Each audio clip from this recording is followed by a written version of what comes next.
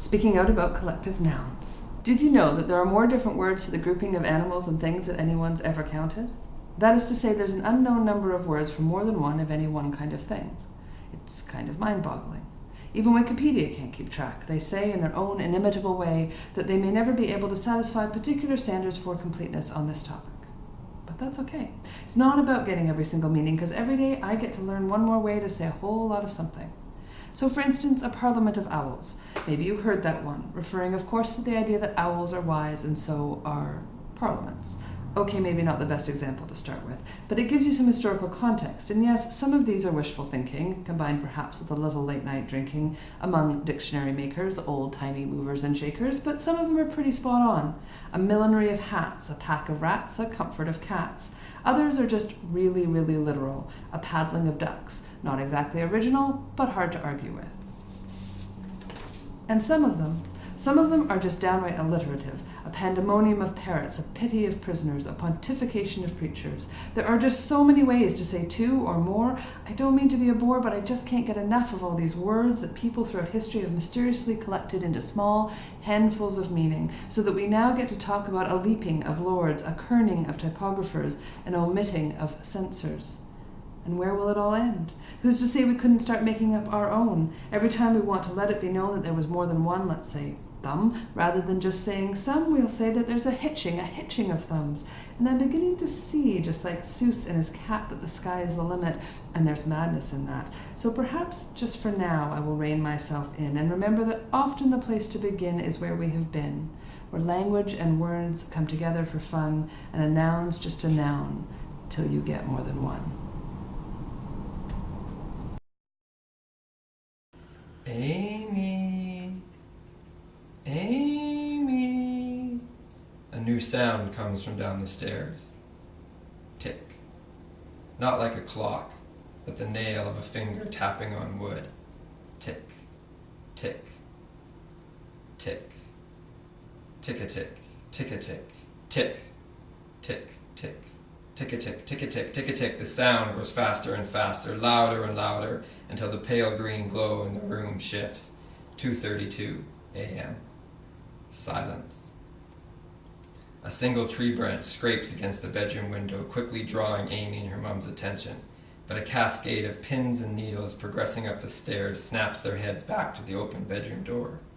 The roar of the sound intensifies. Millions of individual pins and needles can be heard tinging against the tiled steps, growing closer. The pale green light from the clock blinks. 2:33. The sound is gone, save one single pin. Ting. Solemnly it tumbles down the stairs. Ting, ting, ting, ting, ting, ting, ting. It settles. Amy tilts her head to her mom. Her mom connects their gaze, but Amy's aren't seeking. They're blank. Amy separates her pressed lips, mouthing 3 words. Don't be scared, she says. Tick-a-tick, tick, tick. The sound is just beyond the still open bedroom door. Whatever is making it must be bathed in Sailor Moon's faint blue and red. I should go, Mommy, Amy whispers, a small, happy smile on her face. What are you talking about? Her mom replies. Go where? Amy's smile grows as she blinks. Amy, her mother's voice calls from just around the open door. Her mom's grip loosens. Her fingers are cold against Amy, frozen. Her eyes are looking back at the door. Amy slips from her mom's arms, pulls up her pajama bottoms and heads for the door. Something slices through the air, curved like a scythe from the top of the doorway, washed in pale blue and red, and quickly disappears to the side. Amy's mom jumps from the bed, runs to the bedroom door and slams it shut. You're not going anywhere, she says to Amy. Tick-tack. The sound is on the door. Amy's mom steps away and places her hand on Amy's shoulder, pulling her back with each step. But Mommy, Amy whispers, it's you calling me. Tick-a-tick, tick-a-tick.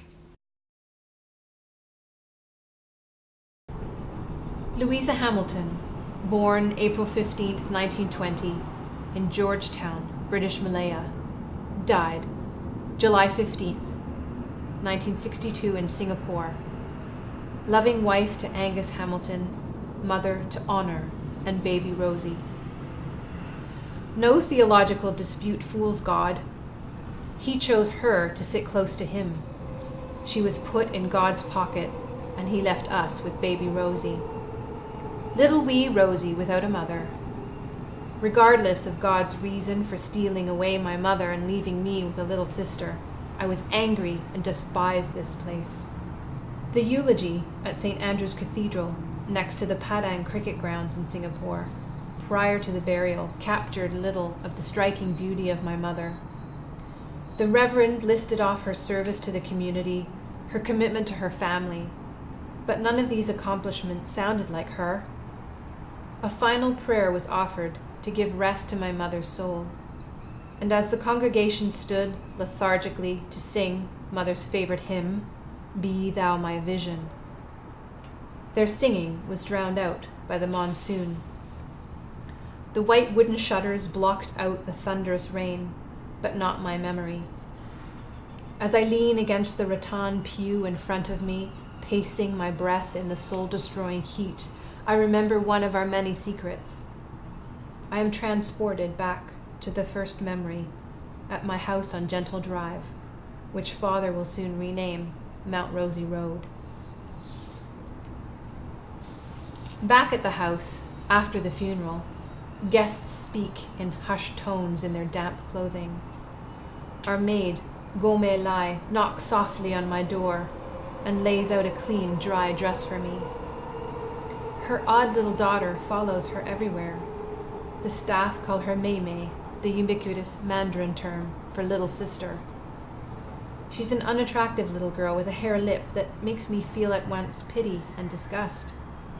When most children are quickly distracted or shy, her gaze lingers, exploring everything about you. She watches as I straighten out the dry slip of my dress, and when I close the door, she keeps her fingers curved around the doorframe just a bit too long, as if daring me to harm her. I growl at Mei Mei. Go away! She continues to hold my gaze and moves down the steep back staircase to the kitchen house, with her chin jutting out purposefully, her distorted lips close around her crooked teeth. I sit on my bed in front of the mirror, withdrawing into the inner compartment of myself. My retreat is futile, as outside my door, I hear my Aunt Faith quarreling with another housemaid on the landing. I understand you need to keep out the damn evil spirits, but the front steps are all cluttered. There's no need to burn this bloody incense all day and all night. What good does it do if the devil's already inside your house? Her point made, she recoils back into her poised self and heads down the staircase and into the main hall.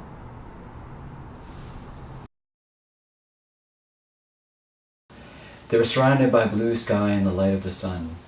He slid the thrust back. They dropped into a free dive, parting through white clouds until the only thing in front was the green of the earth and the outline of purple and green Hercules, a smiling gesture on its tail. He flipped up the plastic covers on either side of the steering yoke, unveiling 2 small red buttons. Click, click. Time slowed to a crawl. Bursts of orange fire exploded from machine guns on either side of the back-pointed wings, as pieces of purple and green Hercules separated below them. The Hercules was too big.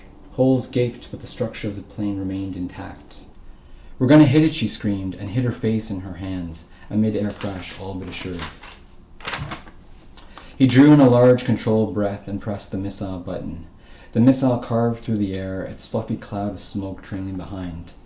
A large ball of cascading orange light bloomed, breaking the Hercules back in 2. "Shit," he said, as pieces of green and purple metal seared towards the cockpit. It began to peel open like the Hercules, and the cockpit filled with roaring wind. "It's okay," he reassured her. His voice, baritone, manly, gravelly, could cut through stone, and it could certainly cut through the wind with ease. "Press that button," he pointed. "Eject," it read. Her finger, long, elegant, reached out towards the button. Whoosh! The 2 seats were sucked out into the open sky. He swiftly saw her turning and twisting, her red dress fluttering. Tucking his arms in, his head pointed down, he cut through the wind and scooped her up into his strong, muscular arms. "Hold on to me," he said. She nodded and wrapped her arms around his neck, nestled her face against his cheek. "Who are you?" she asked. "I'm Batman," he said, and extended his arms, his cape forming into a hand glider.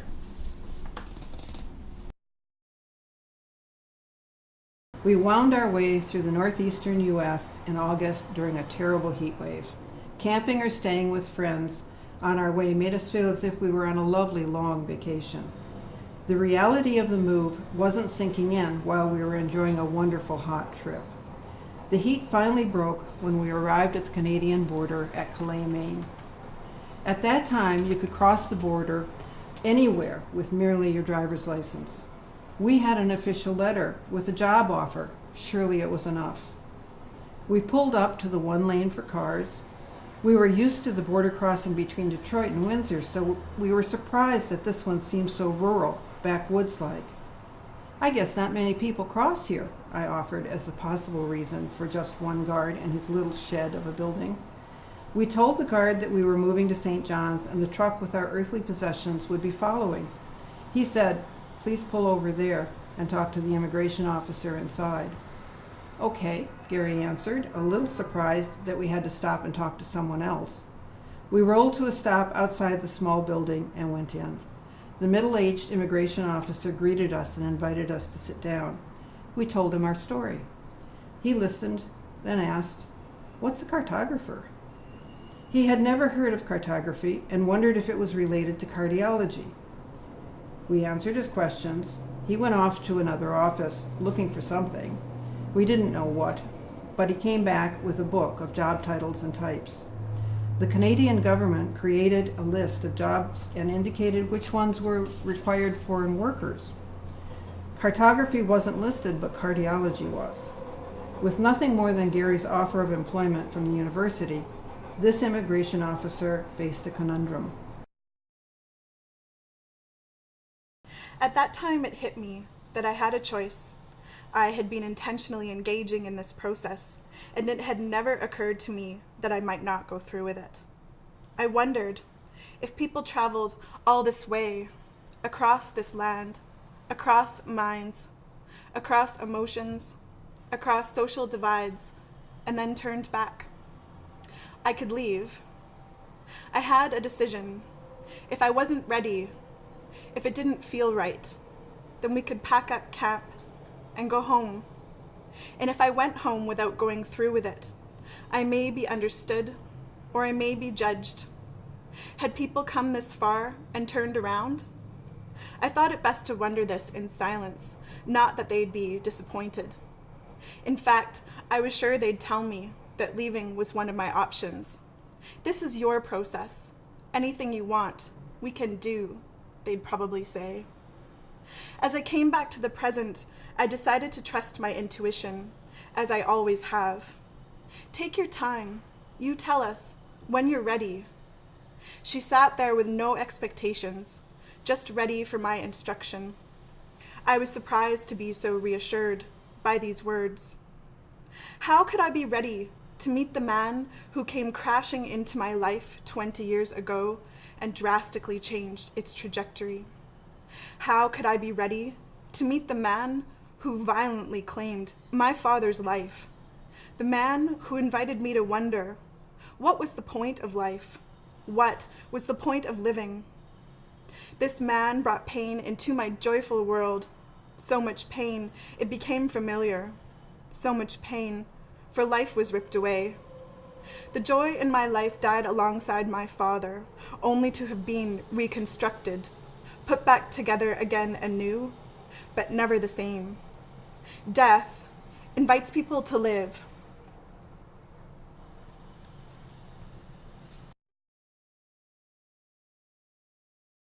Next! I heard a sigh from an old woman behind us, and we rushed forward. Jack collected our tickets, and we followed other passengers onto platform 7. Our train steamed and puffed like a sweating bull in the morning light. I nudged Jack again.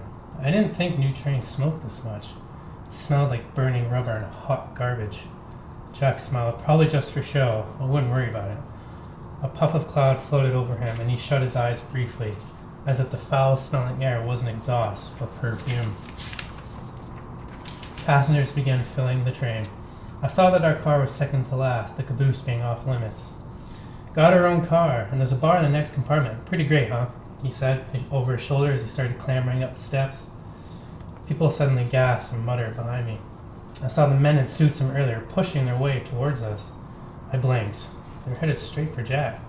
Jack, I said, nodding my head at the men. His face paled and he grabbed my arm, pulling me on the train, and shut the boarding door behind us. What the hell is going on? I said. I pointed them out earlier and you acted like you didn't know them. I'm sorry, he said. So you do know them. Jack nodded. They're family. Things between us are strained. He sat down on the red upholstered seat, sighing and squeezing his eyes. You want to talk about it, I said, echoing Sarah's standard line for whenever I was feeling down. He just shrugged. You said strained. Is that why they weren't at the funeral? I said, sitting beside him. I frowned, half stood up, closing the window, before hard, fast air could rush in. Jack nodded. They blame me. Harold wasn't supposed to be driving that day, but I convinced him. Said he should give it a try. Harold just laughed and laughed. It didn't take much to get him to do anything. That's why we loved him so much. Jack stopped, his enthusiasm completely gone.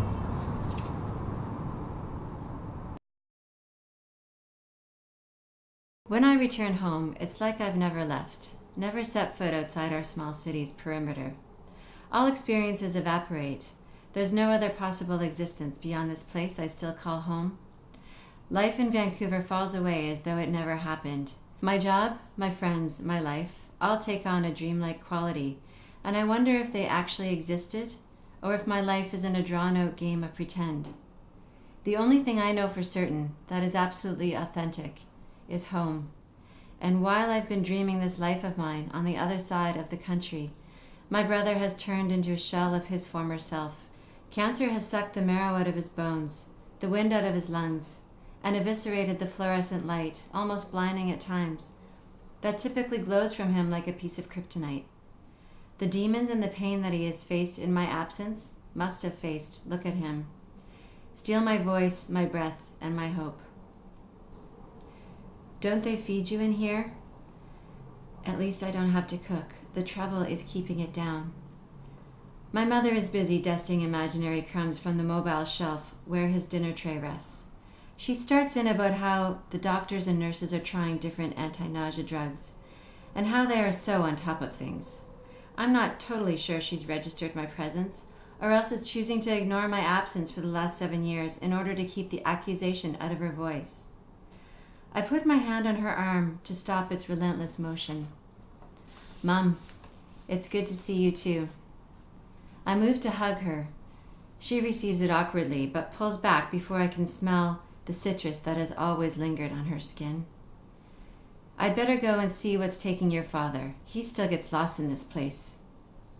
Alex motions me to the same side of the bed as his good eye. Look at you. All of our phone conversations, and you never mentioned you dyed your hair. Surprise, black is the new blonde. Here I was hoping bald is the new black. We laugh together, which makes me cry. His arm with the strength pulls me down to his shoulder. I carefully lay down on the few inches of vacant space beside him, gingerly, so as not to crush him. I put my head on his shoulder and I hear his heartbeat thump, thump. His heart works so well, why doesn't his body? I'm sorry I wasn't here. You're here now, don't worry, it's okay. No, it's not. We need you to get better. Let's try something new. I'll pack your bag. Let's get out of here. My doctors have tried everything, Sam. There's nothing else.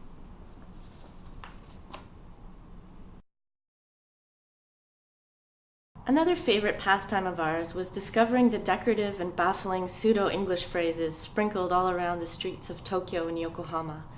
The incredibly popular, unappetizing sounding, yet delicious, Pocari Sweat, a healthy sports drink. The Comburnables garbage bin at Starbucks, Comburnables, an accidental hybrid of combustible and burnable, and surprising menu items such as flesh juice. For this reason, the ubiquitous 100-yen shops came to be gold mines of treasure for us. One delightful gem came in the form of a starred and lined pink notepaper, proudly declaring, "Cute and pop feeling is pleasant." Sure, I thought. I could see that. Pop can be pleasant, like the first swig of a root beer float before it puts you in a sugar coma. The whimsical notepaper still had more to say, though. It acts as Cody of the shorts, of a trend in a border knitting and denim jacket, and he is her of a sexy showbread style. He is her of a sexy showbread style? That had me completely baffled. It was brilliant and so very wrong. Yet somehow it was right. My roommate and I puzzled for hours over how anything could be so mistranslated into a sexy showbread style. I couldn't imagine what the original meaning could be. If we cracked this code, we thought, perhaps we could find a tiny path to understanding this new planet. We could be on the inside. But try as I did, I just couldn't see bread as sexy, let alone understand how a crumbly, or in the case of Japan, incredibly fluffy, flowery, bready style could be sexy to him, her, or anyone for that matter. And why in heaven's name would I ever consider making this a style category? After laughing, questioning, and laughing some more, we realized we were the only ones laughing. In fact, the joke was on us. We were the ones who didn't get the joke. We were on the outside. It wasn't for us to understand, and it wasn't funny anymore. There was something else going on. I wondered if and how I could feel at home in a place where nothing made sense, where I felt uninvited. Yet this is where I chose, where I wanted to be, and all I knew was that I wanted more of this sexy showbread style.